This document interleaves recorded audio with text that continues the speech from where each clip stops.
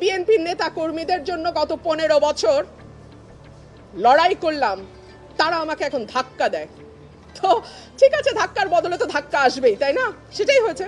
এবার টেন্ডারবাজি ও চাঁদাবাজির বিরুদ্ধে শক্ত অবস্থানে যাওয়ার ঘোষণা দিলেন বিএনপি থেকে সদ্য বহিষ্কৃত দলের সহ আন্তর্জাতিক বিষয়ক সম্পাদক ব্যারিস্টার রুমিন ফারহানা। তিনি আসন্ন ত্রয়োদশ জাতীয় সংসদ নির্বাচনে ব্রাহ্মণবাড়িয়া 2 আসনে স্বতন্ত্র প্রার্থী হিসেবে প্রতিদ্বন্দ্বিতা করছেন।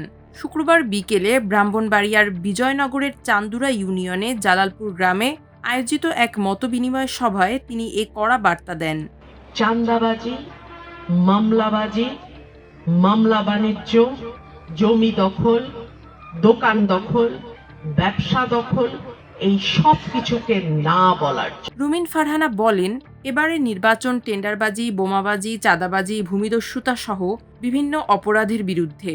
কেউ যদি মনে করে জবরদস্তি করে রাজনীতি করবে, সেটা বর্তমানে সম্ভব নয়। তাই সবাইকে সাবধান করে দিয়ে বলতে চাই, কেউ যদি জবরদস্তির রাজনীতি করতে চায়, জনগণ তাদেরকে দাঁত ভাঙা জবাব দেবে। কেউ যদি মনে করে রুমিন ফারহানার কোনো দল নেই, তারা জীবনকালে সবচেয়ে বড় ভুল করবে বলে জানান তিনি। কারণ তিনি বিগত সময়ে শেখ হাসিনা সহ প্রশাসনকে 1 মিনিটের জন্য তোয়াক্কা করেননি। তাই কোনো দল বা কোনো মতের মানুষ যদি মনে করে রুমিন ফারহানার দল নেই, তাদেরকে সতর্ক করে দিয়ে বলেন, তার পাশে সরাইল, আশুগঞ্জের জনগণ রয়েছে। ব্রাহ্মণবাড়িয়া 2 আসনের কোনো ভোটার, নেতাকর্মী বা কর্মী সমর্থকদের ভয়ভীতি দেখিয়ে কেউ পার পাবে না বলেও জানান তিনি।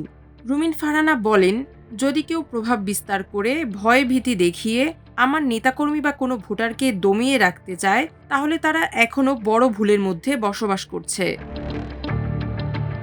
তিনি এবারের জাতীয় সংসদ নির্বাচনে হাঁসমার্কা প্রতীক নিয়ে নির্বাচনের প্রতিদ্বন্দ্বিতা করার আগ্রহ প্রকাশ করে বলেন, আপনারা আপনাদের মেয়েকে ভোট দিয়ে বিজয় করবেন।